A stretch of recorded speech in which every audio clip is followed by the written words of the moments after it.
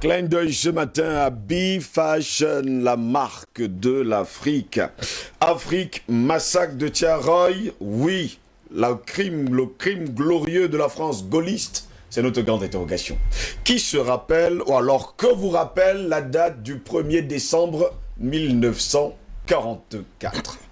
Apprend-on justement cette histoire dans les écoles? Est-ce que les élèves du continent africain connaissent justement cette date du 1er décembre 1944. Alors qu'on enseigne à nos enfants la Seconde Guerre mondiale, la Première Guerre mondiale, on leur enseigne justement la conférence de Berlin, on leur enseigne Charlemagne, on leur enseigne Napoléon, on refuse de leur enseigner l'une des dates, on va le dire comme ça, les plus tristes de l'histoire de l'Afrique, le 1er décembre 1944. Eh bien, mesdames, messieurs, le 1er décembre 1944 marque le massacre de Thiaroye, oui, qui est un massacre qui s'est déroulé dans un camp militaire de la périphérie de Dakar au Sénégal, le 1er décembre 1944, quand des troupes coloniales et des gendarmes français ont tiré sur des tirailleurs sénégalais, c'est comme ça qu'on les avait surnommés, anciens prisonniers de la Seconde Guerre mondiale. On nous dit rapatriés qui manifestaient pour le paiement de leurs soldes, leur indemnité et le versement du pécule qui leur était promis depuis des mois. Parce qu'ils ont décidé de réclamer leurs soldes, de réclamer leurs pécules et leurs indemnités, la France a trouvé bon de les assassiner, de les tuer et de les jeter, on va le dire comme ça, dans un gros trou. Le nombre de victimes, mesdames, messieurs, fait l'objet de controverses entre historiens. Deux documents militaires français font état, l'un de 35 morts, l'autre de 70 tués. Un historien sénégalais dénombre à 191 tués. Un autre historien évoque l'hypothèse de plusieurs centaines de victimes.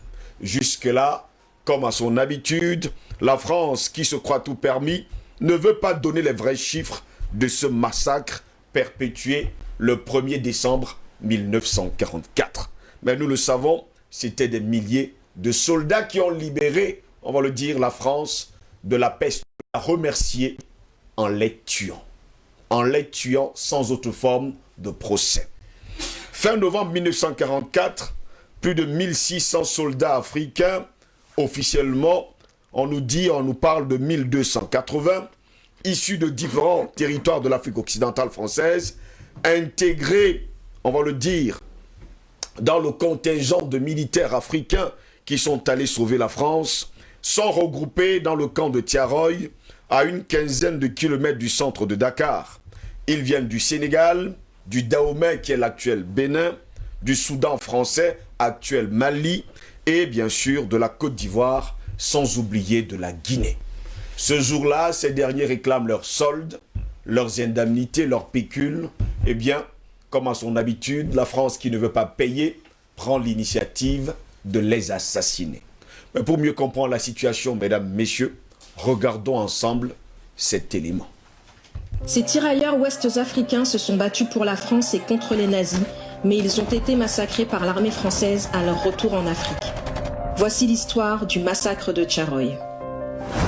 En 1944, plus de 1600 soldats subsahariens sont rapatriés à Dakar après avoir été faits prisonniers par les Allemands en 1940. Réunis au camp militaire de Thiaroye, ils exigent que l'armée française leur verse leurs soldes de captivité et leurs primes de démobilisation. Mais malgré les promesses du gouvernement et la réglementation en vigueur, l'armée refuse. Le 1er décembre au matin, les responsables militaires réunissent les tirailleurs qui n'étaient pas armés sur l'esplanade. Selon plusieurs historiens, ils auraient alors tiré sur le groupe à balles réelles à l'aide d'une automitrailleuse. Bilan, 35 morts et 35 blessés selon le gouvernement. Mais plusieurs experts estiment que le massacre aurait pu faire jusqu'à 400 morts qui auraient été jetés dans des fosses communes. Les autorités françaises qualifient la tuerie de mutinerie et de rébellion. Elles font passer certaines victimes pour des déserteurs et les survivants sont condamnés à de la prison. En 2014, 70 ans plus tard, le président François Hollande s'est rendu à Thiaroye où il a reconnu une répression et remis certains documents militaires. Les événements qui ont eu lieu ici en décembre 1944 sont tout simplement épouvantables, insupportables. Je voulais réparer une injustice et saluer la mémoire d'hommes qui portaient l'uniforme français et sur lesquels les Français avaient retourné leurs fusils. Ce fut la répression sanglante de Tiaroy. Aujourd'hui encore, l'État n'a ni reconnu le massacre, ni proclamé de pardon officiel, et les condamnés n'ont jamais été innocentés. Des spécialistes soupçonnent le ministère des Armées de censurer certaines archives. En avril 2021, le gouvernement français a été pour la première fois condamné par la justice à verser des indemnités à Biram Senghor, fils de l'une des victimes. Mais un pourvoi a été déposé devant le Conseil d'État. Au cours des 10 dernières années, des historiennes et historiens comme Armel Mabon et Martin Moore ont estimé que Tiaroy constituait une tuerie organisée, un massacre prémédité et un mensonge d'État. Les familles de victimes demandent aujourd'hui que les corps soient recherchés, exhumés, puis identifiés. Elles souhaitent également obtenir la mention mort pour la France, un procès en révision et la solde qu'auraient dû percevoir leurs proches. Messieurs, vous avez suivi là, comme moi, ce qui s'est passé le 1er décembre 1944. Président Badakani, le 27 août 1940, à partir de Douala au Cameroun, eh bien, on va préciser que De Gaulle sera aidé, habillé, financé. On va même le caresser dans le sens du poil, lui donner des hommes, des jeunes, qui partiront d'ici pour N'Djamena, quitteront N'Djamena pour passer par le Niger, finalement arriver en France pour sauver la France de la peste brune. Les derniers rescapés qui ont fait la prison, on les parque dans un bateau, on les amène du côté du Sénégal, où ces derniers réclament leur solde, réclament leur pécule et leur indemnité. Malheureusement, on les place, on le dit comment, sur une esplanade, ils ne sont pas du tout armés, et tout de suite, les personnes qui ont sauvé la France de la peste brune seront tous assassinés. Mon cher Ngoz, un massacre, c'est quoi? Commençons même par là. Qu'est-ce qu'un massacre? C'est une tuerie de masse. Sauvage. Une tuerie en masse. Sauvage. Contre des personnes qui peuvent pas se défendre. Autrement dit, des personnes désarmées. Un massacre. C'est-à-dire que vous tuez beaucoup de personnes sauvagement. Oui. C'est-à-dire, vous les arrosez comme si vous tuez des animaux qui menacent la vie des humains, qui ont envahi un territoire et qui menacent la vie humaine. On demande à l'armée, raser les animaux là, raser, pour sauver les humains. Il y a un massacre. Mon cher Ngoz, pour comprendre, c'est l'enjeu de Tiaroy, parce que nous ne sommes pas en train de faire ici de l'historiographie. Il faut s'en démarquer. L'historiographie est importante, quand on rappelle des faits qui sont passés souvent de 100 ans, Oui. souvent de 1000 ans même, de 50 ans, et qui ne dérangent pas ceux qui les ont commis, qui ne les dérangent plus. Et que bon, on peut même s'amuser à faire de la commémoration à propos de ces faits-là. Il faut se démarquer de l'historiographie pour dégager l'actualité de Tiaroy et sa signification sur la nature de l'État français. Établir les liens de continuité de l'esprit de massacre, de l'essence criminelle de l'État français. Parce que quand on dit ça ici, évidemment, la propagande française dit que nous sommes des anti-français et qu'il y a un certain acharnement en particulier. Donc, on veut mettre ça sur le compte de l'émotion, d'un sentiment pétulant qui déborde de notre raison. Donc, du coup, ce qu'on ne fait pas raisonnable. Alors, les gens sérieux ne doivent pas suivre. Ça, c'est la tactique française pour dénigrer, ce qui la dépasse, mon cher Ngoz. Donc, il faut se démarquer de l'historiographie pour dégager le sens des événements et les perspectiver pour que ça parle aux vivants, mon cher Ngoz, et qu'il y ait la continuité du passé, du présent et du futur. Oui. Voilà, c'est ça l'histoire. Donc, il faut inscrire le massacre, parce que la question est, mais des tirailleurs désarmés, pourquoi font-ils peur à l'armée française? Pourquoi font-ils peur? Vous avez peur de quoi? Parce que le massacre suppose que le massacreur soit un criminel, ou bien aient peur, réagissent à une menace que les massacrés font planer sur lui. Vous comprenez, mon cher gosse? Mais dans le cas d'espèce, on massacre les tirailleurs. Pourquoi? Ils font peur aux gens. Pourquoi? Ils sont désarmés. Ce sont des prisonniers de guerre qui reviennent de la prison. Ils ont été informés des prisons à les Allemands. Ils font peur de quoi? Ce sont des collègues de guerre, mon cher gosse, compagnons d'armes de ceux qui les gardent, de ceux qui assurent la sécurité, l'ordre colonial qui régnait à l'époque à Dakar. Mais on a peur de quoi? Ces gens, ils sont une menace de quoi? Ce sont des héros de guerre. Donc on célèbre les héros. On est censé les célébrer. D'ailleurs, à l'époque, c'était une époque euphorique. La France célébrait la résistance gaulienne. Non, mais il y avait un problème. Il fallait tout faire à l'époque pour que la victoire de la France n'ait pas de coloration noire. Ça, c'est la première chose que le criminel qu'on appelle De Gaulle, il y avait en lui quelque chose, cette pulsion raciste. Hein? La pulsion raciste, la pulsion de la détestation du noir rongeait De Gaulle et cette pulsion a été activée à un niveau élevé par le fait qu'il avait la conscience qu'il arrivait ici maigri, abandonné par tous, méprisé au bord de la mort et que nous l'avons recueilli, nous l'avons lavé, nous l'avons habillé, nous l'avons donné à manger, nous l'avons donné les troupes. Mon cher gosse, l'instinct suprémaciste blanc ne tolère pas ça. Il faut bien comprendre ce que je viens de te dire. Hein. Il ne tolère pas ça. Cet instinct-là ne tolère pas ça. Et ça se règle toujours par le massacre, par le meurtre, par l'anéantissement, par l'annihilation de la figure de ce noir-là, de ce nègre-là, qui rappelle des choses qui doivent disparaître, mon cher gosse. Ça, c'est la pulsion meurtrière, c'est la pulsion raciste. Ça vous parle aux États-Unis? Des gens qui sortent de leur maison, ils voient un groupe de noirs, ils prennent un fusil et les abattent. Et quand on demande, tu as fait ça pourquoi? Il n'y a pas de raison. Et souvent, il vous dit, ils me faisaient peur, ils m'ont fait peur. Il faut voir, c'est-à-dire que c'est la psychanalyse qui peut permettre de bien établir le cliché moral, c'est-à-dire qui explique déjà le comportement. Donc De Gaulle ne veut pas que les Noirs, qu'on connaisse la vérité qui plus tard, lui-même va l'écrire dans ses mémoires parce qu'il n'a plus le choix. Oui. Les vérités sont dehors. Mais Hitler lui-même va le reconnaître pour dire que ce sont les Africains qui ont sauvé la France. Il faut dire le mot sauver là à sa place. On sauvait la France. On sauvait la France.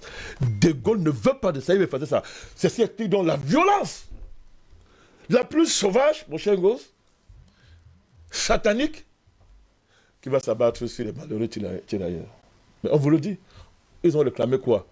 Ce qui était prévu par la loi à l'époque. La loi. Et surtout les promesses de M. De Gaulle pour motiver les tirailleurs. Non, allez-y. Après la France glorieuse, sainte, fille aînée de l'église catholique du christianisme, vous serez reconnaissants. Allez-y. Les gars, Galvani savaient que non. Mais, tout militaire qu'on démobilise, mais sa prime de solde est sacrée.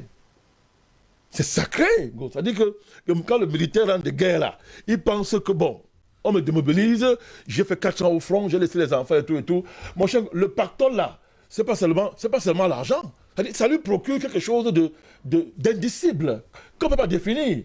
Ça lui rappelle que j'étais au front, je suis rentré vivant, j'ai vaincu la mort, je retrouve ma famille et mes enfants, et je suis un héros. Ma prime de captivité, ma prime de démobilisation. La loi l'a dit. On l'a versé à tous les Français. Mon cher gosse, à tous les Français et auxiliaires occidentaux. On leur a versé ça. Et les militaires, les tirailleurs sénégalais, puis comment on les appelle tirailleurs? Oui. Hein? Entre guillemets, les tirailleurs. Allez, ne sais pas pourquoi on les appelle tirailleurs. Même le mot tirailleur a un sens. C'est-à-dire quoi? C'est-à-dire que c'est le niveau le plus bas. C'est-à-dire que de la noblesse militaire. Même ça, on vous refuse. Alors on dit que non, l'heure était de tirer. Ils tirent seulement, ils tirent.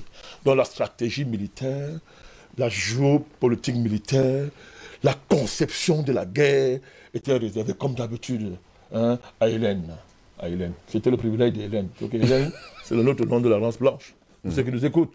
Donc, il n'était que les tirailleurs. Vous voyez la violence? Elle dit, même ça, il faut leur refuser l'honneur et la noblesse de l'art militaire. Ce qui fait la gloire du milieu. Non. C'était les tirailleurs. Mais pourtant, toute la France, Pombal-le-Torse était heureuse, n'est-ce pas, de cette victoire. C'est la victoire de la France, ce n'est pas la victoire de De Gaulle. Même s'il en a tiré un grand privilège. On dit que c'est la victoire de la France, y compris ceux qui étaient pétainistes. Mon cher gosse, ils sont des Français, non? Oui. Les descendants sont des Français. Mais, au tirailleur, il a fallu trouver un nom infâme, dégradant, méprisant, tirailleur. Donc les tirailleurs réclament ça, on massacre. Mais il y a plus grave, mon cher gosse. Le fait de massacre, ça fait 70 ans. Parce qu'évidemment, il faut laisser que tous ceux qui sont impliqués meurent. Pour ne jamais répondre de leurs actes à la justice. Les militaires, là, il ne faut pas les exposer à la justice. Parce que dans la tradition française, tous les actes d'un militaire hors de la France relèvent du salut patriotique. On ne le condamne pas pour ça. On ne condamne pas les militaires français pour ça. Tu as tué les Noirs, c'était où? En dehors de la France. Allez, très bien. On met ses cœurs de défense, on attend 70 ans.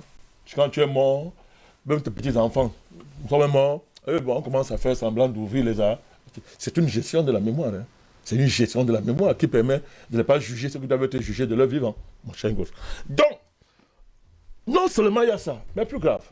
Quand on les massacre, on violente leur mémoire, ils sont morts. On appelle ça faire la violence sur les morts. Quelqu'un est mort, mais tu t'en prends à son cadavre. Quelle sauvagerie, mon cher gosse. Vous vous rendez compte? Et quelqu'un est mort, tu t'en prends à son cadavre, à ses restes. Donc tu effaces la mémoire du crime. Le nombre de morts falsifié. 35. On minore. On minore ça. On dit c'est pas tout. Le dictionnaire parle de près de 400. 400 en passant. 35. Deuxièmement, on maquille la raison de leur assassinat, de leur massacre. On dit non, ce sont des mutins. Écoutez, c'est un mutin. Donc en fait, ils voulaient faire un coup d'État contre la France. Un coup d'État à partir du Sénégal? Oui, bien sûr. Mais attends, mais c'est pas moi qui ai écrit ce qui est écrit là. C'est-à-dire mutinerie et rébellion. C'est-à-dire armée. C'est-à-dire que c'est ça qui est écrit. Et la raison quand la France dit que oui, on a fait ça. Mais c'était des mutins, c'était des rebelles. Mais, bien sûr, armée, en passant. Ah, merci de rappeler ça. Armée. Donc, un mensonge satanique. Mais il y a plus grave. Ceux qui ont échappé au massacre, pour qu'ils ne parlent pas, oh mon Dieu, pour qu'ils ne parlent pas, on les nomme déserteurs. On les met en prison. Je ne sais pas si vous voyez, on les met en prison, mon chien gosse. Et 70 ans après même, quand vous regardez ce que la famille réclame, regardez ce que les victimes, les familles de victimes réclament, 70 ans après, que les corps soient recherchés.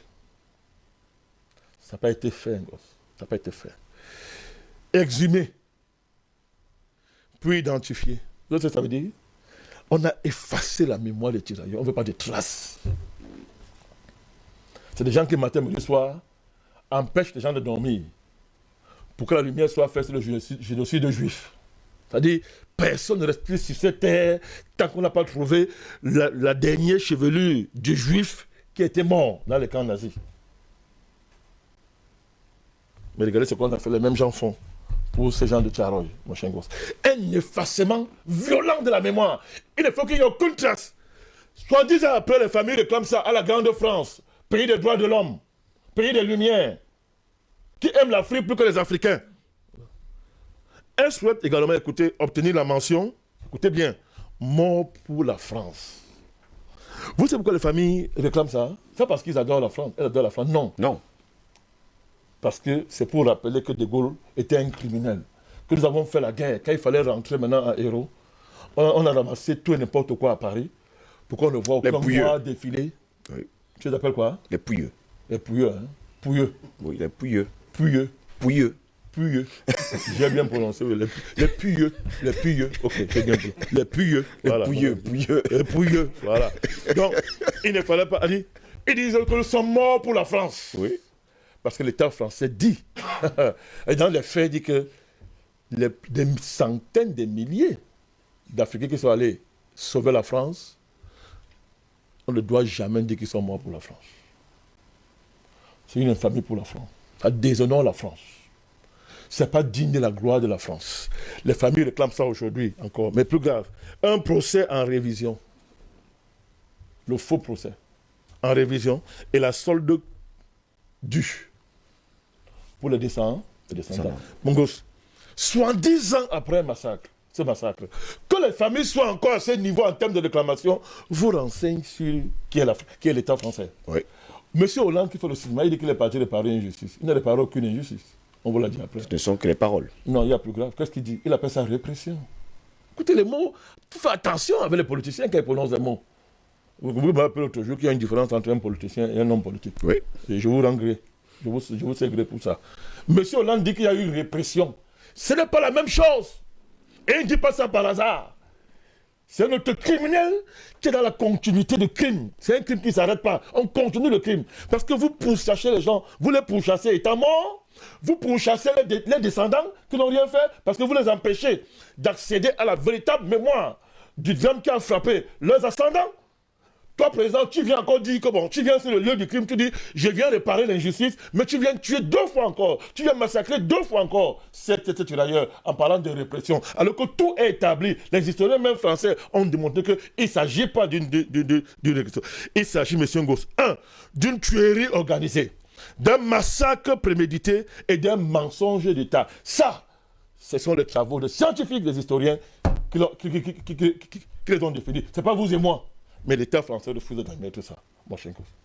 Donc, quand nous venons ici tout le matin, quand moi je me tiens ici, je dis État criminel par essence. Je dis par essence, hein? Oui. État nazi. Mais moi, je l'ai pesé très bien, mon cher Ngos. Je l'ai pesé très bien. Tout à l'heure, dans mon deuxième jet, je vais encore démontrer pourquoi. Je vais démontrer pourquoi la France est un État nazi. Je dis bien nazi. Et c'est un État criminel par essence. Pas par erreur, par essence. Et que la France ne peut pas faire autre chose avec les Africains que de continuer le crime et le nazisme dont Tcharoy n'a pas fini. Tcharoy continue, est vivant. La pratique qu'il y a eu à Tcharoy continue aujourd'hui en Afrique par l'État français qui le fait comme si Tcharoy n'avait pas existé. Il n'y a pas eu Tcharoy 1, il n'y a pas eu les massacres que nous connaissons tous qui ont jalonné toute l'histoire de nos relations avec ces gens. Massacres, génocides, tout ce que vous pouvez imaginer, comme si ça n'existait pas. Albert Anatola ici, comment comprendre que de vaillants hommes vous sauvent de la peste brune et vous les remerciez en les tuant? Quel était le crime de ces hommes qui avaient sauvé la France de la peste brune? Écoutez, Steve Ngos, en criminologie, lorsque quelqu'un commet un acte criminel, il y a 3 éléments qu'on met en perspective. Le mobile du crime. Dans le contexte, n'est-ce pas, du massacre de Tcharoy, le mobile du crime, c'était quoi? C'était le racisme d'État. Lorsque quelqu'un commet un crime, il y a l'arme du crime. On nous a parlé de l'arme du crime qui était une mitraillette. Une mitrailleuse lourde. Mitrailleuse lourde. Et naturellement, le lieu du crime qui doit parler. Conséquence, plus de 78 ans après, parce que ça s'est passé en 1944, nous sommes en 2022. Le 1er décembre, ça fera 78 ans. Nous sommes en 68 ans plus tard. Nous ne sommes pas sortis de l'auberge. Tout à l'heure, le président Bandakane vous a donné quelques éléments historiques, qui sont des faits, qui sont établis. Déjà au niveau des chiffres, il y a un excellent travail scientifique qui a été fait par Armelle Mabon, dont le nom a été cité tout à l'heure. Elle comptait sur le nombre de chiffres. Elle indique de manière formelle que c'est entre 300 et 400 hommes qui sont passés par les armes. Dans votre chapeau tout à l'heure, vous avez indiqué que c'était 1600 hommes qui sont revenus au Bercail. 1600, précision. Et qui étaient, justement, qu'on a convoqués parce qu'ils réclamaient leur pécule, notamment les droits de démobilisation, les primes de démobilisation et les primes de captivité qui leur ont été promis. On les a appelés pour ceux qui se retrouvent au camp militaire de Tcharoy. Ils savaient qu'ils allaient percevoir leur prime. Au contraire, qu'est-ce qui s'est passé? Ils ont été massacrés. il y en a qui ont réussi à fuir, ils ont été faits prisonniers, vous l'avez indiqué.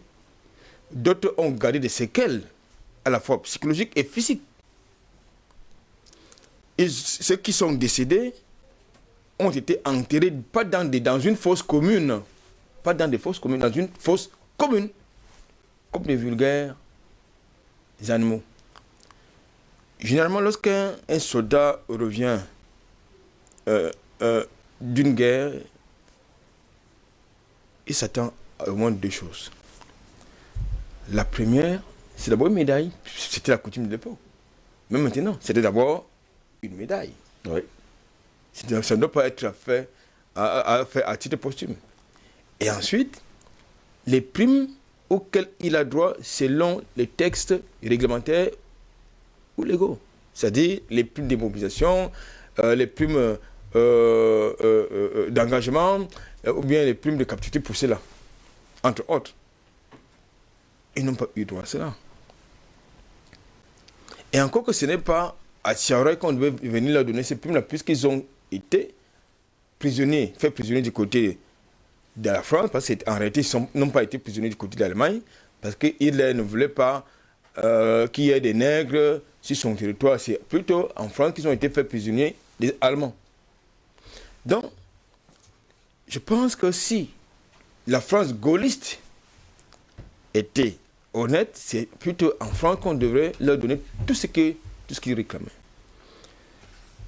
Quand j'ai dit cela, il faut constater une chose, malheureusement, c'est qu'il y a eu un récit officiel qui a été mis en perspective par le gouvernement français pour d'abord occulter la vérité, effacer la mémoire justement de ces vaillants hommes.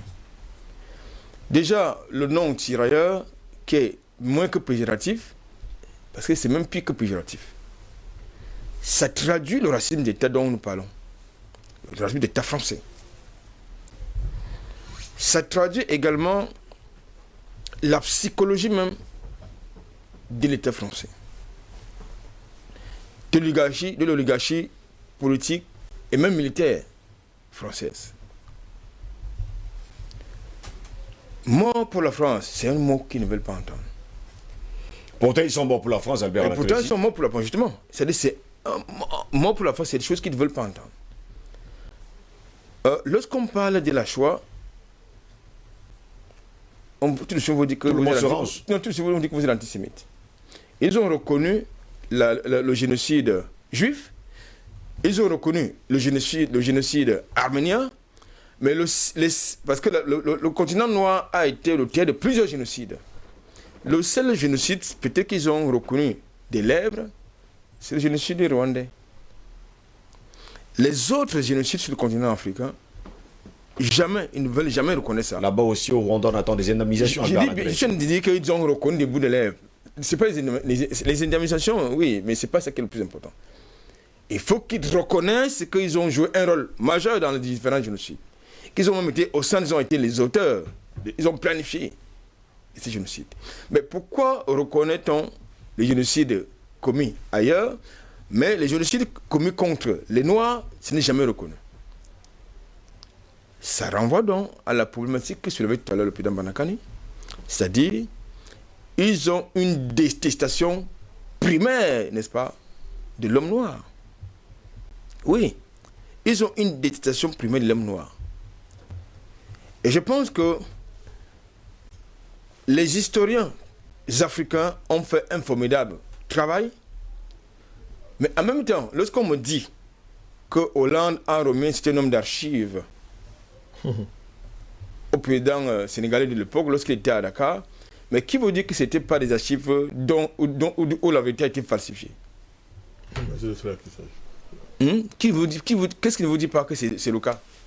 Que la plupart de ces archives, il y a plusieurs archives, il y a des archives, il y en a où la vérité a été falsifiée, mais les véritables archives, il fallait les chercher au ministère de la Défense, au ministère des Armées en France. C'est là où ça se trouve. Et c'est bien gardé. Ça ne peut pas sortir. Parce qu'il est important pour la France de garder dans les tiroirs sa laideur. ces laideurs commises sur le continent africain au nom du racisme hégémoniste. C'est de ça qu'il s'agit. Dans le contexte africain, j'aurais voulu voir, n'est-ce pas, j'aurais voulu voir les politiques s'approprier de cet événement sombre dans le cadre d'une commémoration.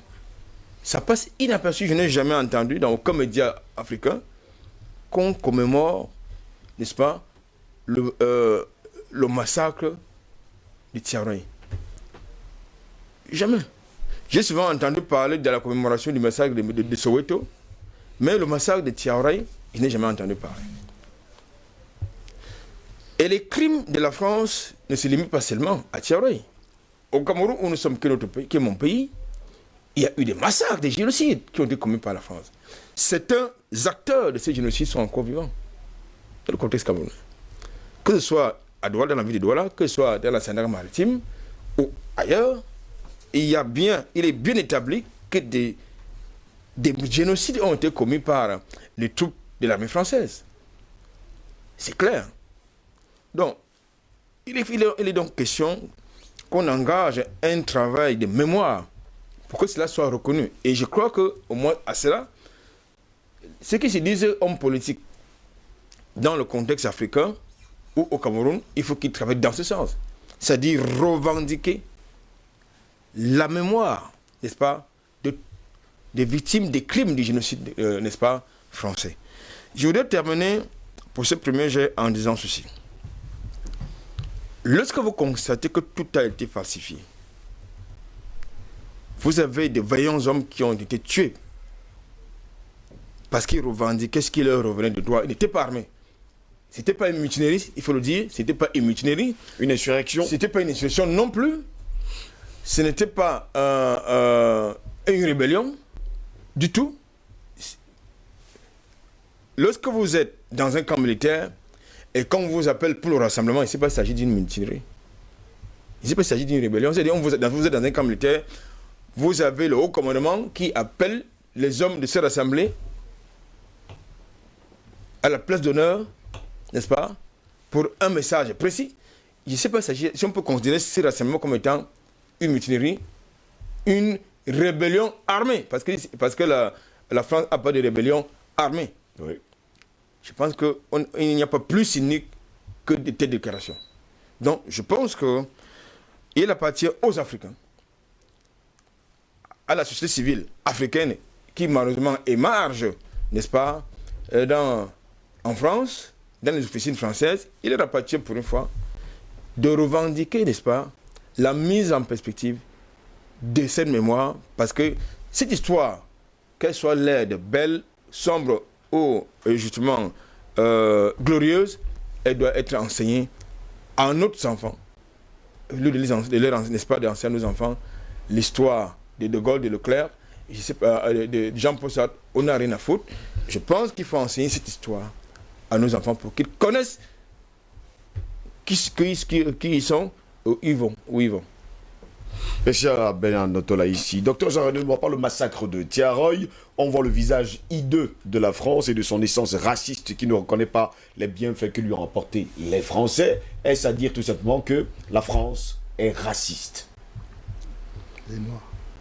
La France est très raciste. La France, à travers tous ces événements, confirme que c'est un État criminel. Parce que tous ces hautes personnalités qui posent ces actes, qui en sont les commanditaires, représentent l'État français. Je suis outré, vraiment outré, parce que n'étant pas un historien, il y a évidemment beaucoup de choses qui m'échappaient, moi également. Oui. Mais chaque fois que vous me mettez sur la table, sur ce magnifique plateau de thématiques qui dévoilent des choses que certains États comme la France font tout pour cacher, il y a de quoi exprimer sa colère. Je ne vais pas m'énerver davantage parce que ça va leur faire plaisir. vont dire, voilà, parce que nous devons agir, et nous sommes en train d'agir. Monsieur Sivngos, le président Bandakani, 3 ans ont évoqué un nom, le professeur Armel Mabon.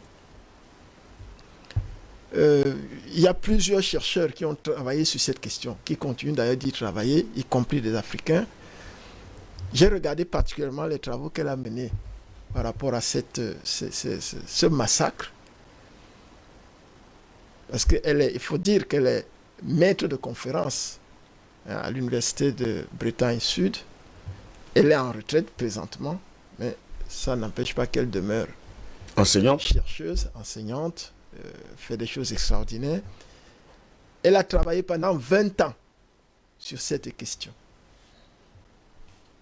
Pendant 20 ans. Je l'ai choisie particulièrement, pourquoi? Parce que pour 2 raisons. La première, elle est française. On ne dira pas, oui, les Africains racontent des choses qui sont, voilà, les aboyeurs. Elle est française. La deuxième, c'est qu'elle a porté ça comme un combat. Dit qu'elle est déterminée à faire en sorte que la justice soit établie. C'est pour ça que j'ai décidé de la citer particulièrement ce matin. Elle le mérite. Cette brillante dame, cette brillante professeure d'université a consulté 4 catégories d'archives dans le cadre de ses recherches. 4 catégories d'archives. Parce que dans la recherche, il faut pouvoir poser de bonnes questions et chercher à avoir des réponses à ces bonnes questions qui ont été posées. Tant que vous le faites, vous allez déboucher sur des choses qui paraissent évidentes. Il faut que ce soit cohérent. Elle a consulté les archives au ministère de la Défense concernant ce massacre.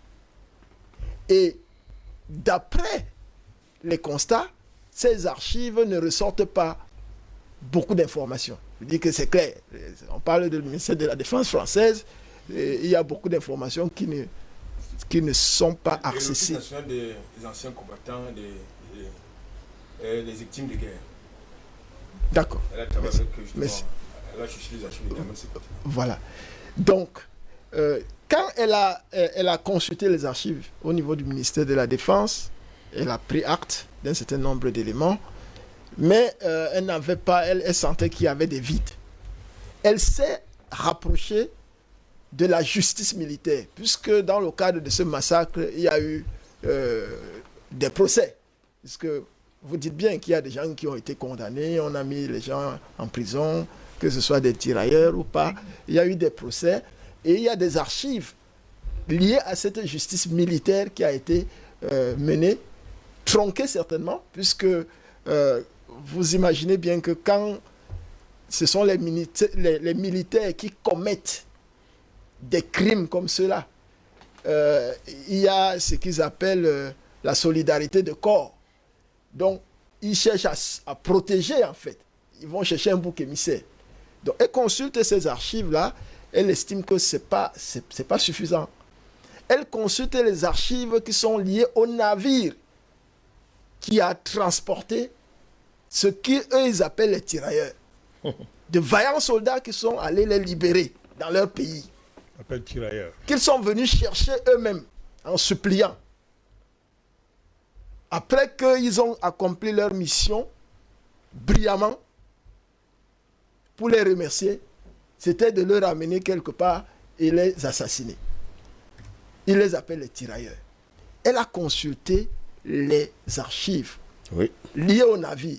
Un navire ne peut pas transporter des gens et ne pas dire qu'il y a tel nombre de personnes que j'ai embarquées. Voilà. Et enfin, elle a consulté des archives diplomatiques. Quand on parle d'archives diplomatiques, on se comprend bien. C'est très sérieux. Vous voyez? Parce qu'il y a là-dedans, normalement, généralement, c'est confidentiel. Très souvent, c'est la vérité. C'est pour ça que c'est très confidentiel. Elle a pu consulter des archives diplomatiques. Oui. 3A a relevé également une catégorie d'archives qu'elle a consultées, parce que j'ai pris les archives qu'on peut reconnaître comme étant institutionnelles. d'accord, liés au... Et après, elle a rencontré un certain nombre d'acteurs, directement liés ou indirectement liés à ce massacre-là. Au sortir de tout ça, le navire part de Morlex, le 5 novembre 1944. Destination Dakar, mais avec escale à Casablanca. Au départ, il y a 315 tirailleurs qui disaient qu'ils ne partent pas. Ils refusent d'embarquer. Ils disent, tant qu'on ne nous paye pas, nous n'embarquerons pas. On les a laissés. Ils ne sont pas partis. Le navire part donc avec environ 1000... Et là, elle dit qu'il y a des archives qui montrent que c'était 2000 tirailleurs dans le navire qui étaient prévus. 315 ont désisté. Donc, il y avait 1600 quelques tirailleurs dans le navire. À l'arrivée à Dakar, on a environ 1250 tirailleurs. Pas plus de 1300. Où sont partis presque 400 tirailleurs. On les a jetés dans l'eau. Il y a des rapports faussés qui disent qu'ils ont débarqué à Casablanca. Allez, où? Le rapport du navire dit que personne n'a débarqué à Casablanca. Donc, vous voyez qu'elle démontre à travers des documents qui sont des faits, et les faits sont têtus, c'est vous des grands journalistes, qu'il y a un gap de pratiquement 400 individus qui ont disparu dans l'air. On arrive, à l'arrivée, il y en a qui disent, bon, nous sommes arrivés, mais payez-nous. Nous voulons toujours... Notre pécule. Nous voulons notre pécule. Évidemment, la France, refusant de payer, étant même incapable de payer, je vais revenir là-dessus, qu'est-ce qu'elle fait? Elle se souvient qu'il était prévu d'une certaine manière de pouvoir faire disparaître un certain nombre de traces. Et donc, mes copanélistes l'ont suffisamment dit. On sait ce qui est arrivé avec leur convocation dans la cour le 1er décembre 1944, un regroupement, alors que les dispositions étaient prises pour qu'on tire, on tire dans la foule. Les documents continuent en disant, quand on vous parle de 35 blessés et 35 morts, alors le professeur Mabon dit avoir rencontré le fils d'un des médecins qui était dans le service qui avait accueilli les blessés. Et le fils lui révèle que papa m'avait dit qu'il y avait des soldats qui venaient exterminer les blessés. Dès que les blessés, on a tué les blessés qui étaient, n'est-ce pas, oui, on les a tués. Alors, donc, les documents révèlent qu'il y a effectivement comment on appelle ça, des fosses communes. Des fosses communes qu'on a enterré les gens dans des fosses. Et ils vont même jusqu'à indiquer, c'est indiqué sur des cartes, des endroits où il y a des fosses. Il faut simplement qu'on décrypte. Et l'un des capitaines l'a décrit. Elle a rencontré beaucoup de personnalités. Elle a rencontré entre autres le président Hollande, qui vient faire sa rhétorique, la rhétorique habituelle qui endort les gens. On prononce de belles paroles alors qu'on continue de nous assassiner. Elle a rencontré les Lodrians. Elle cite nommément des gens dans tous ces documents, et même dans les échanges qu'elle fait avec elle donne des noms des personnalités qui sont encore là, qui existent et qui peuvent éventuellement démentir si ce n'est pas le cas. Donc nous sommes là devant vraiment une situation, le mot déplorable ne suffit pas pour le dire. Il faut véritablement qu'on examine davantage, de manière psychanalytique, n'est-ce pas, les modes de pensée de ces Occidentaux et en particulier des Français. La France, on se demande si c'est encore un état des humains. Vous ne pouvez pas solliciter des gens de venir vous délivrer. Ils le font. Et puis, ils demandent simplement à rentrer chez eux avec leurs droits. Mais vous choisissez de les assassiner, de les massacrer. Vous ne vous arrêtez pas là. Vous voulez blanchir l'armée. Le président Barakani a parlé de ça là tout à l'heure. Ils ont mis en place le concept du blanchiment de l'armée. C'est-à-dire faire disparaître tous ceux qui sont noirs dans leur armée quand ils sont descendus dans les rues à Paris. Qui ont combattu pour eux et qui les ont sauvés. Pour fêter la victoire qu'ils n'ont pas obtenue. Ils se sont arrangés pour qu'il n'y ait aucun noir là-dedans. Pas de blanchiment. Mais vous voyez jusqu'à quel niveau le racisme est arrivé en France, particulièrement. Et qu'est-ce que nous faisons de ces événements qui sont ineffaçables? Nous, enseignants, nous, institutions qui sont là pour former la jeunesse africaine. On leur apprend quoi en histoire? Vous avez dit dans votre chapeau, vous avez dit, est-ce qu'on apprend ça à nos enfants en histoire? Que voilà l'histoire de l'Afrique. Donc, il faut que, vraiment, avec un peu de recul, que davantage les Africains sachent que ce qu'on appelle les Blancs, là, vraiment, ils ne sont pas nos amis. J'ai un grand frère que vous connaissez tous. Je dis grand frère, mais c'est un patriarche qui nous a laissé un peu avant, c'est Noah Sadio, qui disait qu'il n'y a pas de bons blancs. Vous le faites penser à lui. Il n'y a pas de bons blancs. De regretter mémoire. La race noire est la première race au monde qui a accueilli toutes les autres races. Mais c'est elle qui est visée par la race minoritaire qui se dit blanche et qui est déterminée à massacrer au point où on privilégie les chats à l'être humain quand il est noir. Hein? Tu tapes ton chat, on te met en prison. Avec une amende de 140 000 euros. En France. Vous êtes au courant, moi, président?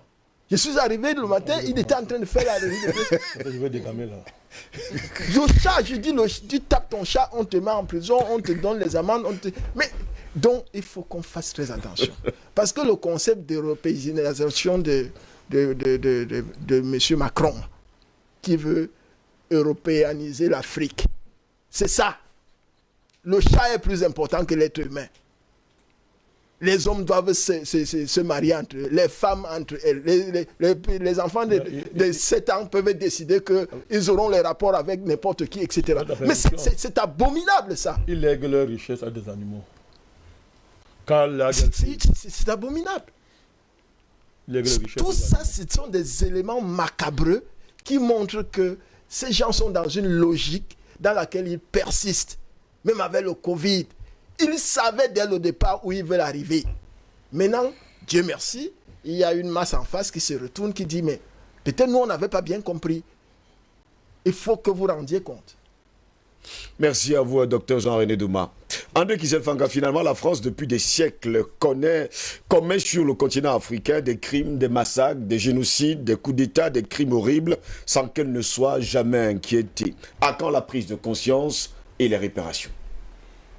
Ben, c'est comme si vous demandez au diable de se convertir. Le diable ne peut pas se convertir. Pourquoi? Parce que quand nous allons dans les Saintes Écritures, Jean 8, 44, ils ont pour père le diable et ils veulent accomplir les désirs de leur père. Il a été meurtrier dès le commencement. Il ne se tient pas dans la vérité parce qu'il n'y a pas de vérité en lui. Lorsqu'il profère du mensonge, il parle de son propre fond, car il est menteur et le père du mensonge. Oui.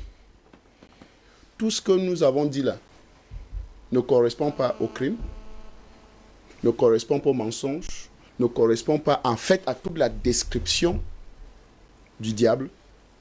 Vous vous attendez alors à quoi? À un pays comme celui-là. Donc, c'est à nous de comprendre que on a affaire à un ennemi. Et c'est pour ça que les Saintes Écritures nous disent, nous n'avons pas à lutter contre la chair et le sang, mais nous avons à lutter contre les dominations, les esprits méchants. La France est un esprit méchant. Je dis bien, la France est un esprit méchant.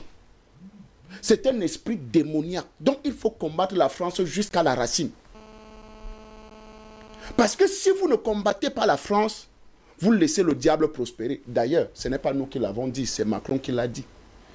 En mondiovision. De manière solennelle. De manière solennelle. Cette génération doit s'apprêter parce que la bête de l'événement arrive. C'est pour ça que Poutine a fait une longue table. Donc, quand vous avez affaire à Macron, vous avez affaire à la bête de l'événement. Et nous, les lecteurs de la Bible, nous savons ce que c'est que la bête de l'événement. Donc, ça n'a pas commencé avec De Gaulle et de tout le reste. Donc, vous allez retrouver qu'il y a une succession de criminels à la tête, de démoniaques à la tête de la France. Donc, en réalité, la France est un pays démoniaque. Je dis bien démoniaque. Donc, quand vous avez affaire à la France, à vos dirigeants français, il faut vous attendre que si vous négociez avec eux, il faut faire comme Poutine. Chacun à distance. La table du diable. Une longue table. Une longue cuillère. Donc, quand vous déjeunez avec le diable, vous savez, vous demandez que la France fasse des réparations ou fasse ceci. Non. Vous ne pouvez pas demander à quelqu'un quelque chose qui n'est pas dans ses gènes. La France n'aime personne, n'a jamais aimé des gens. Mais vous savez, Hitler avait dit une chose. Hein. Il voulait effacer la France paresseuse de la surface de la terre. Il voulait effacer la France criminelle, jalouse de la surface de la terre. Ce sont les mots de Hitler. Hein. Il voulait effacer la France paresseuse parce que vous savez que tous les rois français sont paresseux. Ils sont toujours paresseux, André Kissel-Fanga. Donc ils n'ont jamais rien fait de leur vie. Le plus paresseux de l'Europe. Le plus paresseux. Le pays des Lumières. Mais écoutez, quelle lumière? C'est la lumière des ténèbres. Quand nous parlons de la France, les gens pensent qu'on parle de la France parce qu'on veut... Je dis bien, j'ai toujours dit sur ce plateau, si je rêve même que je suis allé en France, ce n'est pas un rêve, c'est un cauchemar. Tu es jaloux. Non, parce que pour eux, ils pensent que non, c'est un pays. Non. Mais vous avez un pays qui n'a jamais rien gagné de sa vie. Rien. Même la simple guerre contre les Allemands. Il fallait. Parce que De Gaulle, parce que quand les gens nous appellent tirailleurs, là, ce n'est pas parce qu'on tirait ailleurs. Non. Ils disent qu'on visait mal, André Kissel-Fanga. Mais écoutez, on ne visait pas la cible. Bon, okay. Vous avez vu le témoignage, vous avez lu le témoignage de Hitler lui-même. Grand militaire, formé tout ce qu'il faut, l'un des plus grands généraux au monde de la stratégie de guerre, dit, à cause de la vaillance des Noirs, la France a pu être libérée. Noir ce plan, c'est écrit. C'est écrit. À cause de la vaillance des Noirs. C'est Hitler qui le dit. De Gaulle est qui? Macron, Hollande, c'est les qui? C'est des voyous, c'est des petits délinquants. Le libérateur. Donc, ce n'est pas des gens que leur parole vaut quelque chose. C'est Hitler qui les a massacrés, qui les a tenus en captivité, qui a colonisé la France pendant 4 ans, le dit que si ce n'était pas les Noirs, la France ne devait... D'ailleurs, prenons des exemples clairs.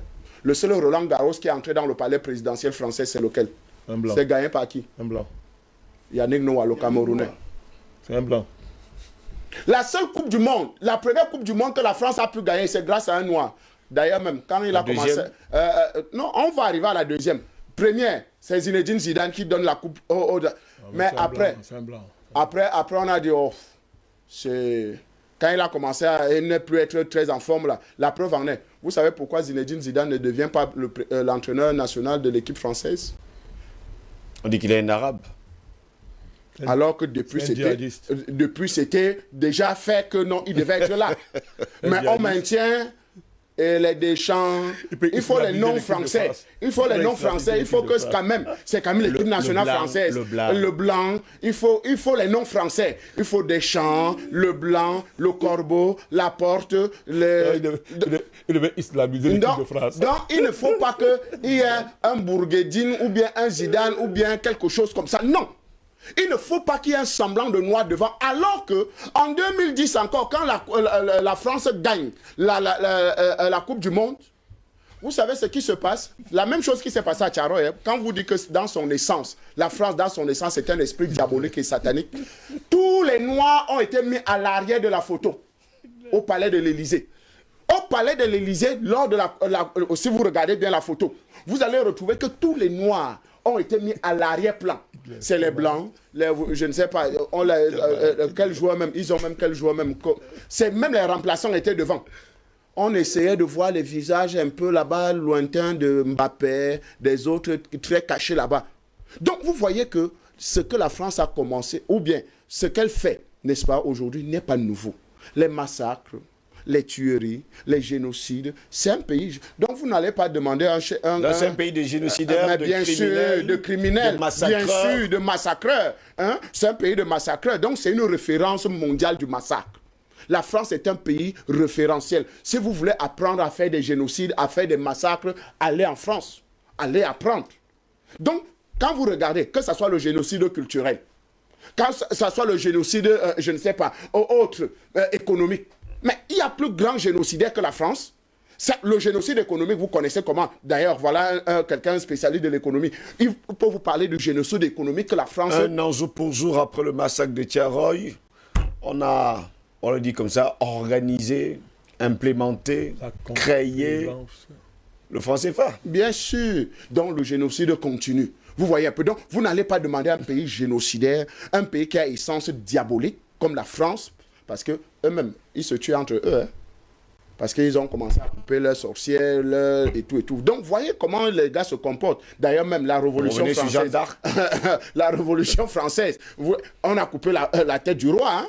On a brûlé Jeanne d'Arc au bûcher. On a guillotiné. Donc, vous voyez que c'est un pays à essence criminelle. Donc, ce n'est que normal. Ils ne font que la volonté de leur père qui est le diable, le père du mensonge. Donc, ne leur demandez pas. Et le diable, quand tu déjeunes avec lui, mais il faut déjeuner avec une grande cuillère. Pourquoi? Parce qu'il ne va jamais te récompenser. D'ailleurs, tous ceux qui sont au service du diable ne seront jamais récompensés. La récompense, ça serait que la mort. Il va les assassiner à la fin. Donc, si vous avez affaire à la France, sachez que vous avez affaire à la mort. Vous comprenez la mort qui se trouve dans un autre pays africain. Donc aujourd'hui, quand nous regardons ce comportement, nous savons que la France est génocidaire dans son essence. Tout ce qu'elle ne fait que ce n'est que pour semer la mort et la mort. Parce que dans ses gènes, c'est la mort qui est. Et elle fait tout pour effacer les mémoires. Pour effacer. Parce que quand vous dites, vous appelez les gens, De Gaulle, lui c'est un suicidaire. Il faut le rappeler.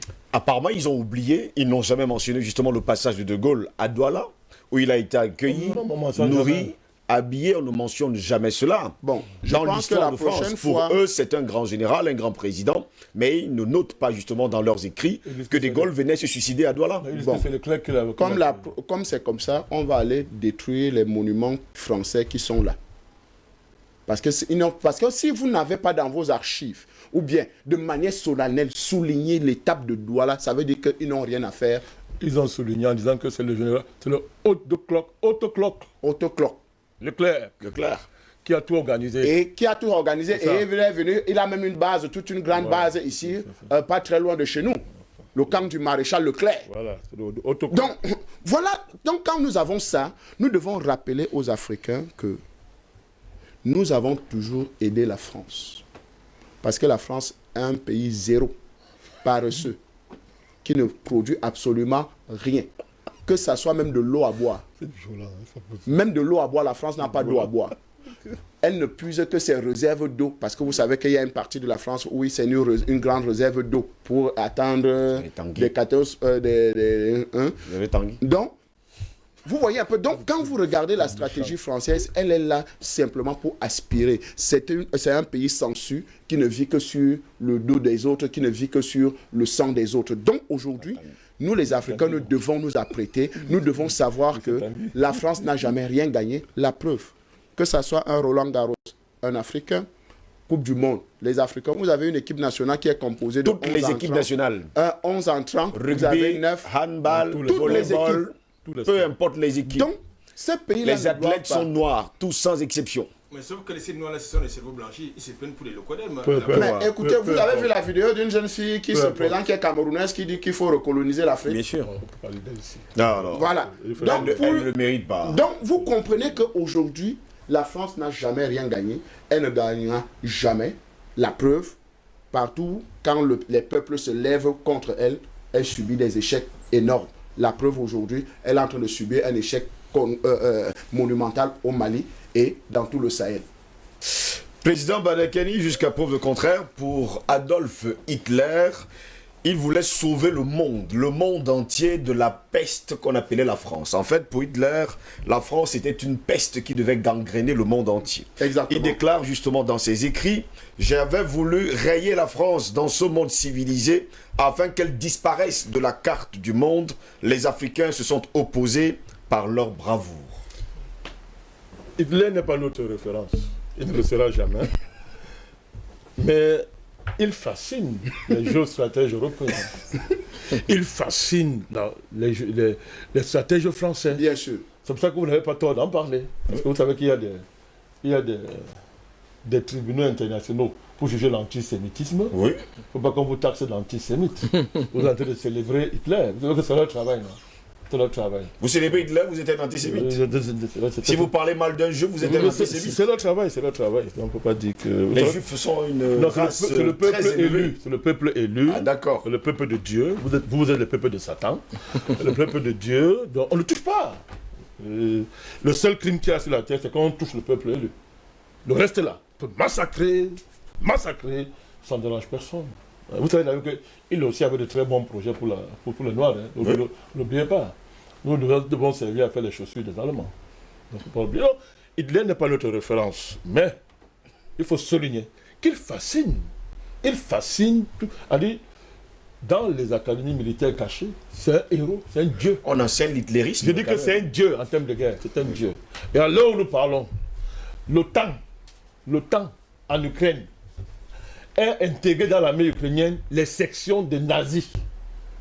C'est-à-dire que, je ne dis pas les néo-nazis, hein, c'est-à-dire des gens qui descendent directement de la filière qui avait été, qu'on avait exfiltré de l'Allemagne pour aller les protéger aux États-Unis. Je dis à l'heure actuelle, ils ont leurs photos où ils font les bras d'honneur.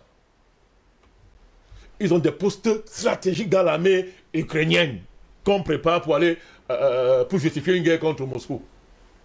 Donc, il faut qu'on précise ça. Nous on n'est pas là pour... Voilà. Donc, mon cher gosse, ce que vous dites là, le projet d'Hitler, on est obligé de rappeler ça parce que l'actualité de la politique française justifie la déclaration d'Hitler. C'est ça qui est grave.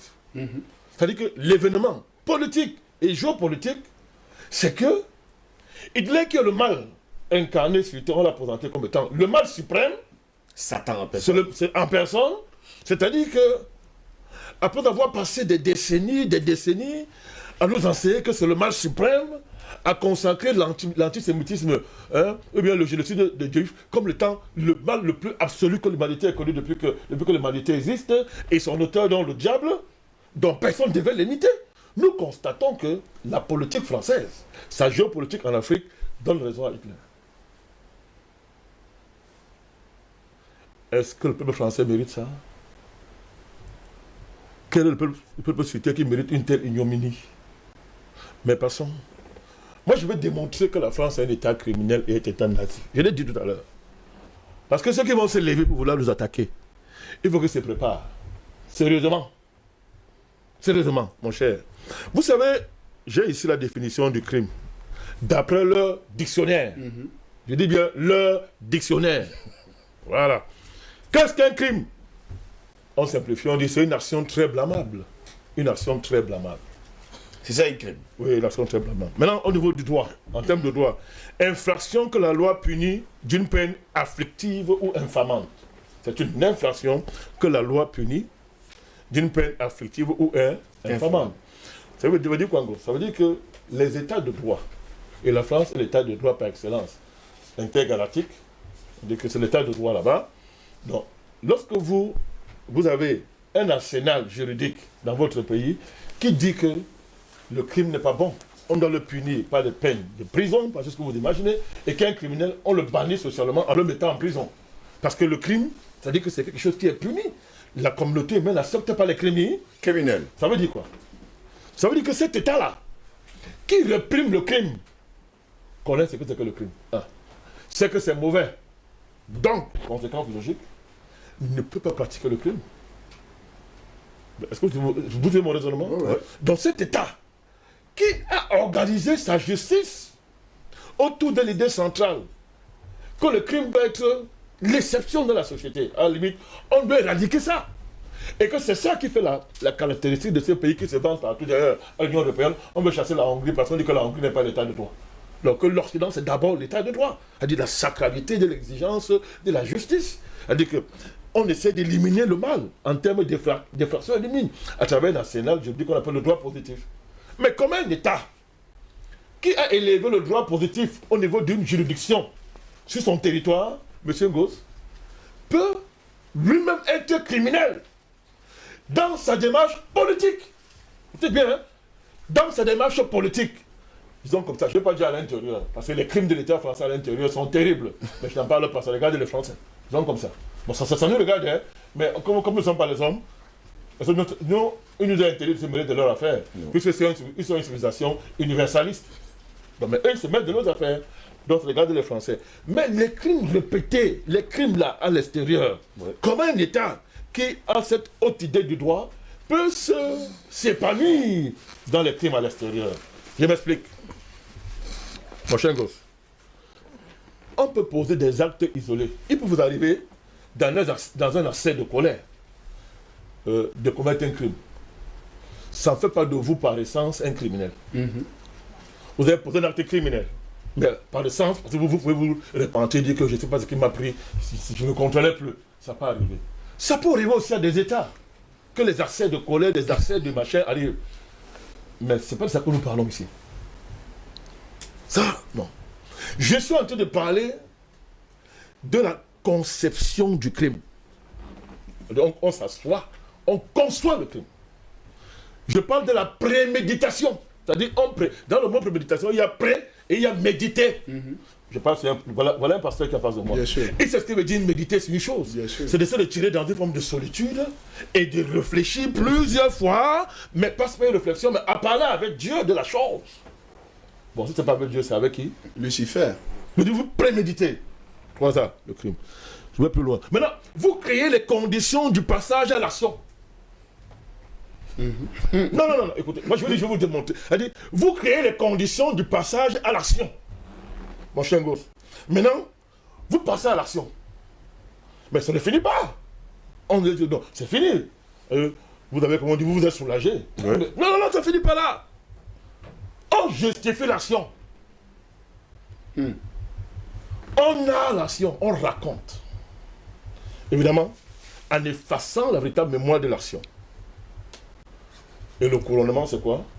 On refuse le principe de redevabilité, c'est-à-dire d'assumer les responsabilités de ses actes. Mon cher. Mais plus grave, on demande aux victimes de célébrer le bourreau. On leur demande de célébrer le bourreau en reprenant le narratif officiel de l'événement qu'il a subi. Il est un des descendants de ceux qui ont suivi. Mon cher gosse. Un autre élément majeur. Vous êtes juge de vos propres crimes. Ça veut dire quoi? Tout à l'heure, le docteur Ndouma, dans son excellence pédagogique, nous a convoqué M. François Hollande. Mais qu'est-ce qu'il est venu faire? C'est son discours. Il dit, je suis venu réparer une injustice. Est-ce qu'il dit?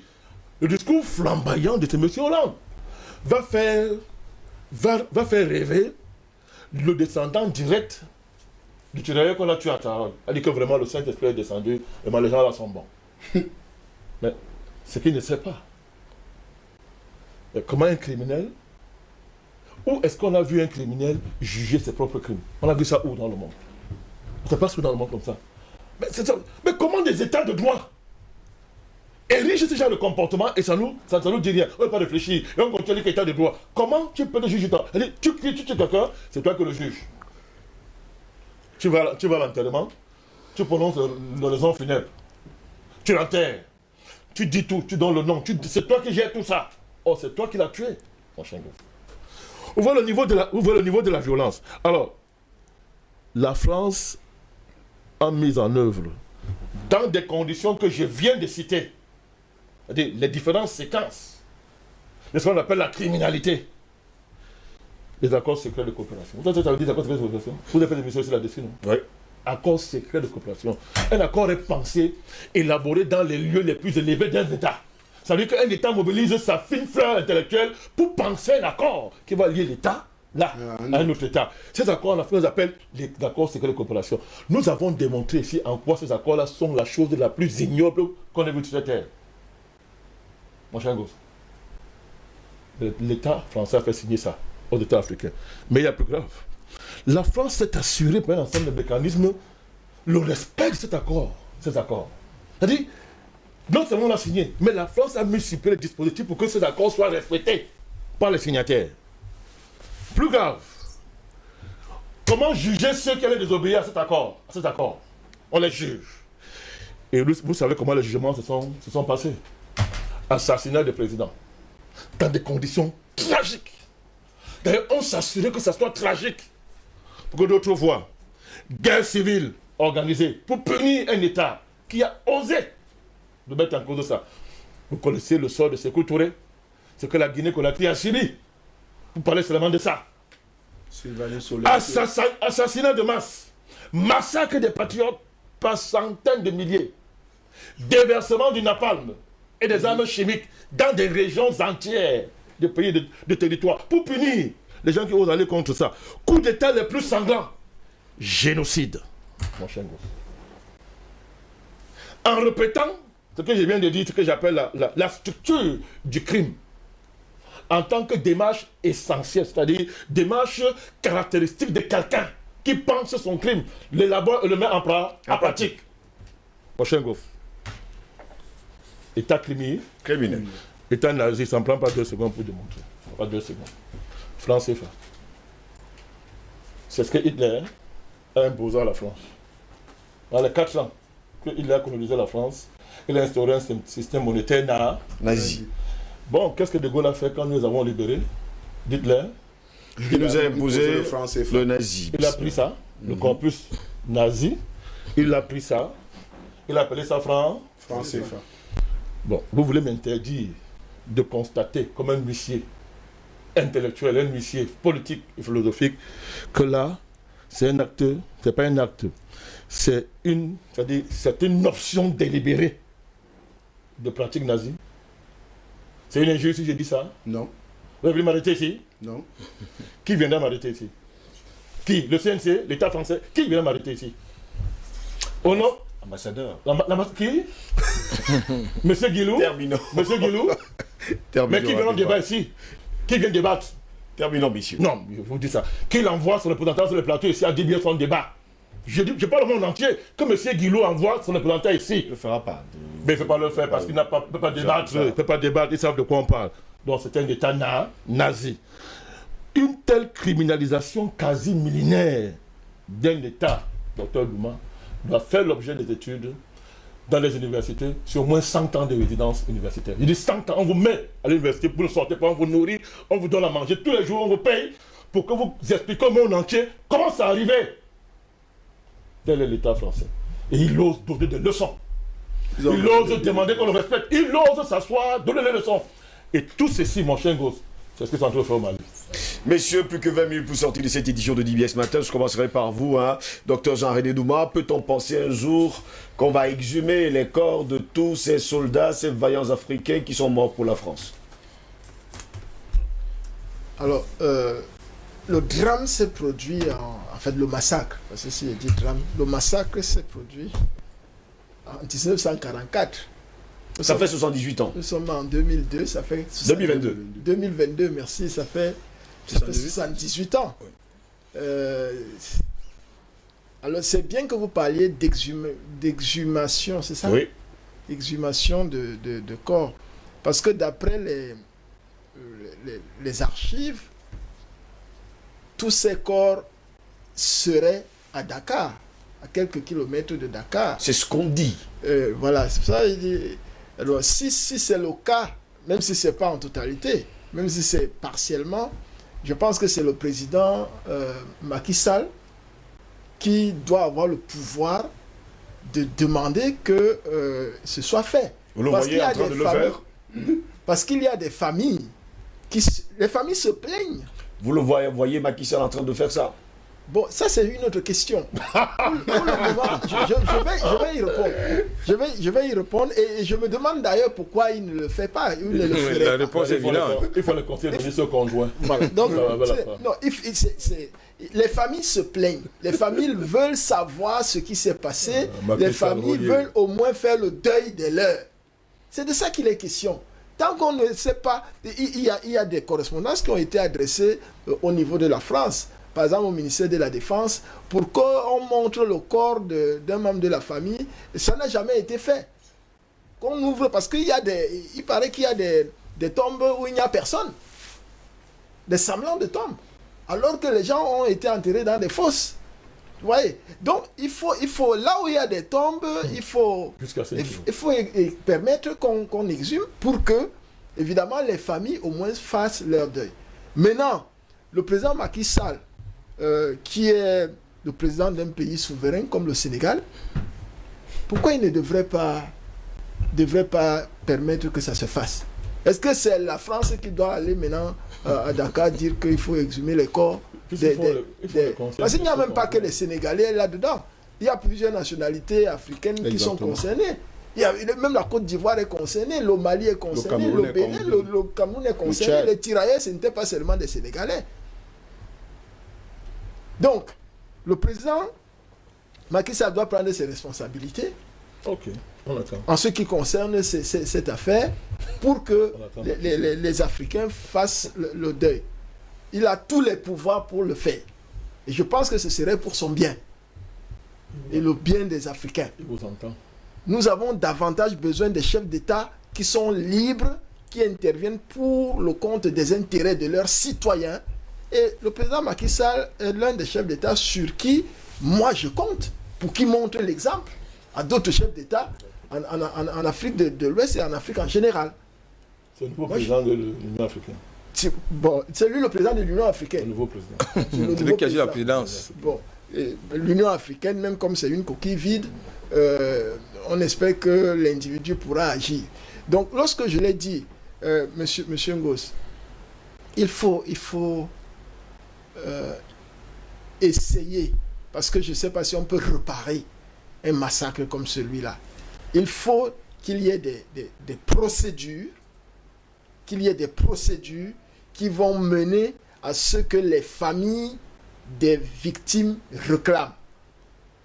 Que ce soit les indemnités qui n'ont pas été payées, le reste des indemnités qui n'a pas été payé jusqu'à aujourd'hui, ça fait 18 ans. Et vous savez, on annonce la création du franc CFA le 1er décembre 1945, mais en fait, il était déjà créé. Le franc CFA était déjà là. On l'annonce le 1er décembre 1945. Parce que la conférence de Brazzaville, en 1944, juste après parce que les indemnités qu'il fallait payer, c'était en franc CFA. C'était pas encore officiel, c'était en franc CFA. Les Français ont voulu négocier parce que le taux à l'époque, la parité à l'époque, c'était un franc CFA, c'était 2 francs, c'était le double.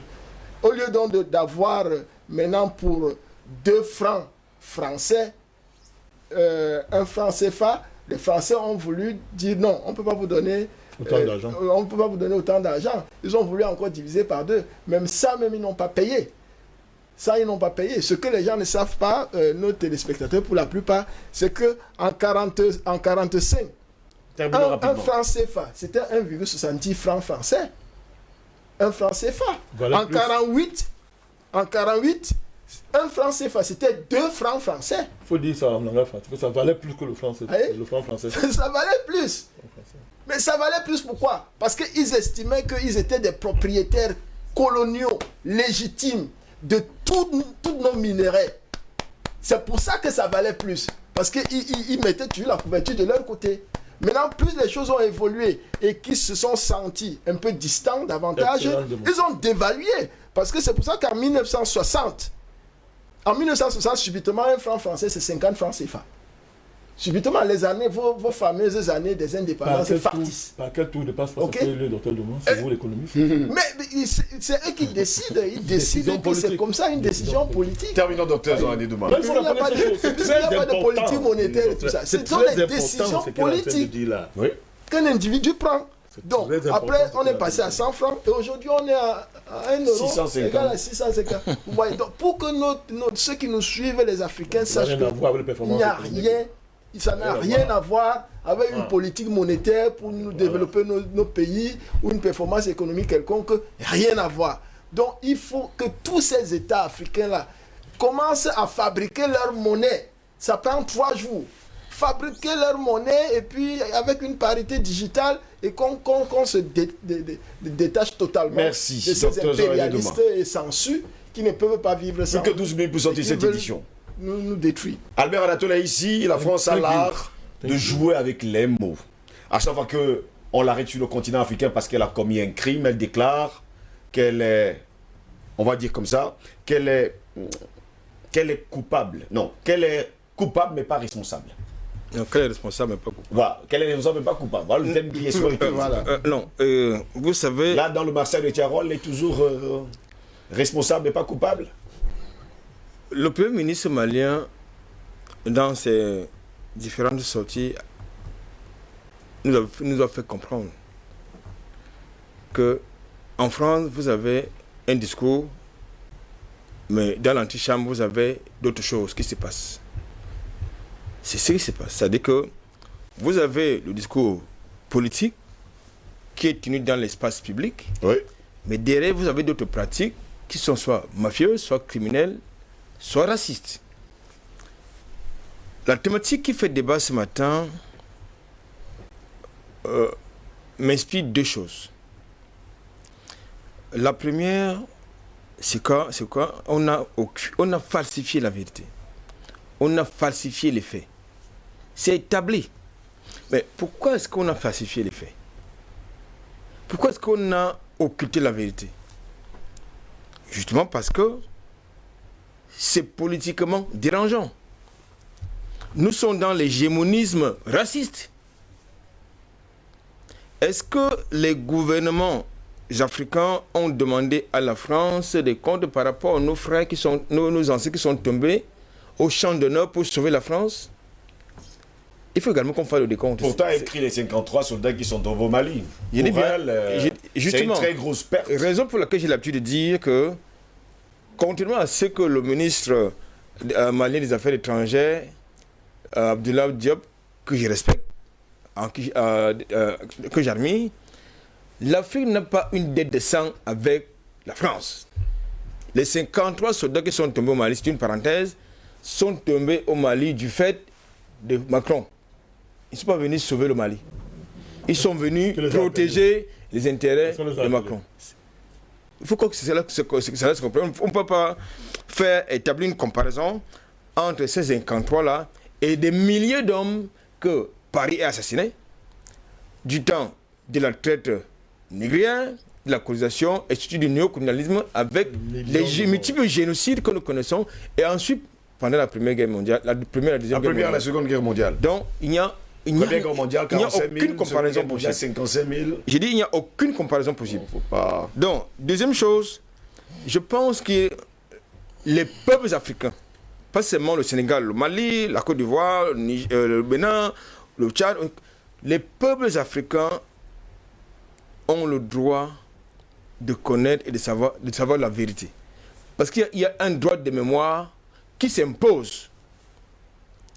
Dis bien, il y a un droit, un devoir de mémoire. Je veux dire, un devoir de mémoire qui s'impose. Et la France nous doit ce devoir de mémoire. Ce n'est pas... il ne s'agit pas... c'est pas une faveur qu'on lui demande. La France nous doit ce devoir de mémoire. Et il est important que les politiques qui sont aux affaires ou ceux qui aspirent, si tant il est vrai qu'ils sont les politiques, nous doivent ce devoir de mémoire. Ils doivent l'exiger à la France. Monsieur Macron, puisque pour Monsieur Macron, de Gaulle, c'est un modèle, n'est-ce pas? Oui. Comme Napoléon Bonaparte, ce sont ses modèles politiques. Ça veut donc dire qu'il assume l'histoire de Gaulle, tout comme il assume l'histoire n'est-ce pas, de Napoléon Bonaparte. Donc, ils ne doivent ce devoir de mémoire. C'est une exigence fondamentale. C'est non négociable, monsieur Ngos. Parce qu'on ne peut pas être aussi infamie, autant infâme, on ne peut pas être autant infâme autant pour moi. Oui. Dans les actes. C'est-à-dire que quelqu'un vous émerge, n'est-ce pas? Il vous nourrit, il vous soigne, en retour pour le remercier, vous l'assassinez. Deuxième chose, parce que je vais terminer par le troisième élément. Deuxième chose, il faut exhumer, il faut aller voir ce qui se trouve dans ces tombes-là. S'il y a quelque chose d'ailleurs. Justement, il faut donc aller dans ce on voit ce qui s'y trouve. Avocat, président du tribunal. Je vous dis, non, je dis pour les tombes qui se trouvent à Tiaroye. Oui. Je pense que les autorités sénégalaises peuvent prendre cette responsabilité de les voir ce qui se trouve. Vous rêvez de les voir le faire? Je pense que c'est une exigence également politique. Pour aussi, au moins, ceux qui sont aux affaires de ce côté-là sont sérieux. Mais c'est vrai que nous savons qu'ils sont tous sauf sérieux. Donc, je pense qu'il y a cette exigence parce que il y a des familles qui revendiquent le droit de savoir la vérité. Donc, je pense que c'est une exigence fondamentale. Paris, si au moins a des couilles, doit ouvrir ses archives. Comme ils n'ont pas de couilles alors. N'est-ce pas? Pour qu'on puisse connaître la vérité. Merci Albert. Je termine par le troisième point. Terminé. Je pense que quand je le dis, quand je le dis, ça va être dur. Je dis bien, on ne peut pas célébrer. On ne peut pas célébrer la mémoire du génocide arménien. On ne peut pas célébrer la mémoire du génocide juif. Et on méprise la mémoire du génocide noir, des multiples génocides sur le continent africain. C'est absolument inacceptable. Sinon, je pense que là, il faut peut-être établir la réciprocité. André Kisset-Fanga, il y a encore quelques jours, tous les politiques français sont sortis pour dire que le Mali n'a pas reconnu que 53 soldats français sont tombés pour sauver le Mali du terrorisme. Finalement, sur la balance, un militaire français apparemment vaut 1 million d'Africains. Ça signifie que la vie des Africains ne vaut pas vraiment un pesant d'or. Ben, écoutez, quand vous avez un esprit criminel, vous avez vu le film là, non? Oui. Esprit criminel. Une série. Hein? Oui. Quand vous avez un esprit criminel, ce n'est que normal, ce n'est que vous êtes égoïste. Parce que celui qui a un esprit criminel, c'est celui qui a d'abord un esprit égoïste. Et quand vous avez un esprit égoïste, ça veut dire que vous ne pouvez que défendre ce qui vous appartient. Alors, j'ai réservé cette portion de l'écriture pour la fin.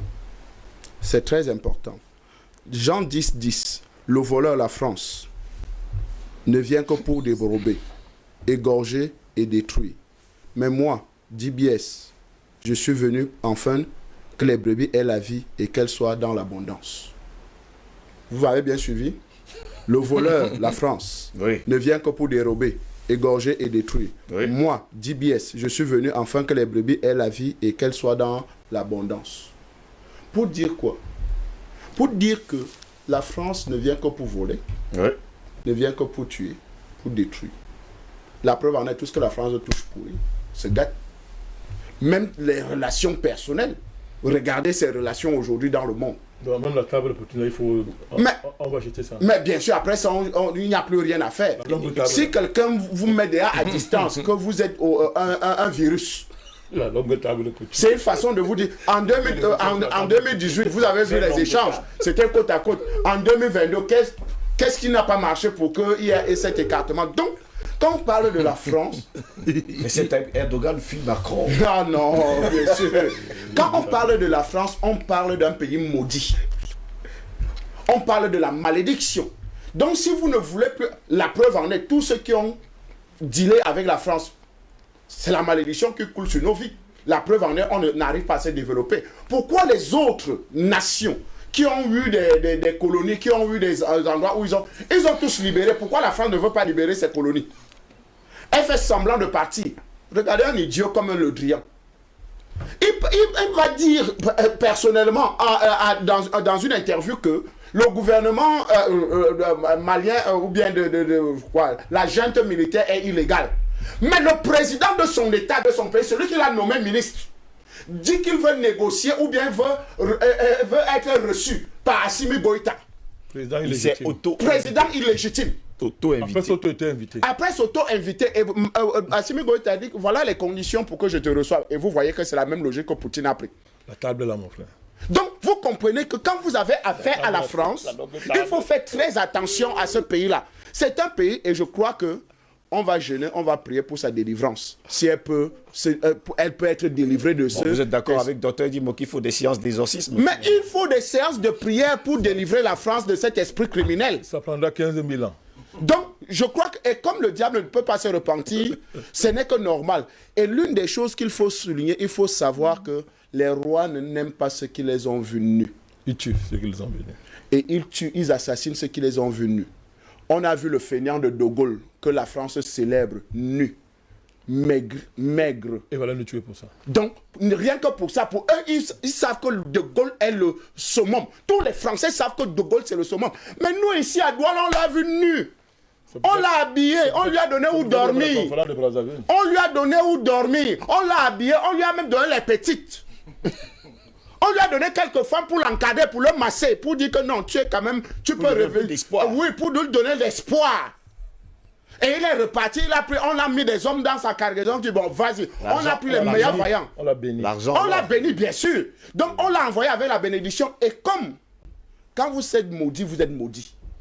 Il est arrivé, il a réussi sa guerre. La première des choses, parce que vous regardez seulement le massacre de Tcharoy. On a massacré les Noirs, ces tirailleurs-là même en France. On les a massacrés d'abord en France. On les a d'abord tués en France. C'est ceux qui étaient les plus rebelles et ceux qui étaient en prison, parce que ce n'est pas tous qui étaient en prison. Il faut le dire. Ce n'est pas tous qui étaient en prison. Ça, c'est les prisonniers, les 1600 qu'on compte aujourd'hui qui ont débarqué pour venir. C'est ceux qui étaient en prison. Maintenant, ceux qui n'étaient pas en prison, c'est-à-dire ceux qui ont combattu jusqu'à la victoire finale. Ils sont où? Ils sont partis où? La preuve en est, on les a emmenés quelque part dans une, on les a, ou c'est dans l'acide, ou bien on ne sait pas où on les a assassinés. La preuve, quand il fallait défiler, faire le défilé, on a pris des sans-abri. Des pouilleux. Des pouilleux. Merci pour le mot, les pouilleux. On les a habillés en tenue militaire, on les a placés. Vous comprenez qu'aujourd'hui, quand nous parlons de la France, c'est avec du mépris. Parce que c'est un pays vaurien. Merci à vous, André Kissel Fanga, d'avoir été là ce matin. Merci à vous, Dr. Jean-René Douma, d'avoir été là ce matin. Merci, Président Vanakani, d'avoir été là ce matin. Monsieur Ngos, je suis très heureux de voir que vous commencez à respecter le ministre d'État, Famen Dongo, sémioticien. Vous avez fait une émission aujourd'hui où vous n'avez pas évoqué, en des termes irrespectueux, le nom du ministre d'État. J'en suis satisfait. Je ne l'ai jamais fait d'ailleurs. Albert Natoula ici. Non, je m'adresse à 3 ans. Je pense qu'il faut, dans le prolongement, pour vous sortir, n'est-ce pas, de cette émission, il est de la responsabilité des Africains d'aller à la conquête de leur mémoire historique. Exactement. C'est important. Très important. Albert Anatola ici. Merci messieurs d'avoir été là ce matin. Mesdames, messieurs, c'est ici que s'achève cette autre édition de DBS Matin, la 4e du genre de cette semaine. Avant de se séparer, n'oubliez surtout pas, l'ignorance est la mère de tous les crimes. Un crime est avant tout un manque de raisonnement. Allez savoir si justement la France manque de raisonnement. Le crime parfait n'est pas celui qui reste mystérieux, mais celui qui est résolu avec un faux coupable. Et cependant, ce sont les crimes des rois qui enfantent tous les autres crimes avec les passions lâches et la misère. Au plaisir de retrouver demain. Bonne journée à toutes et à tous.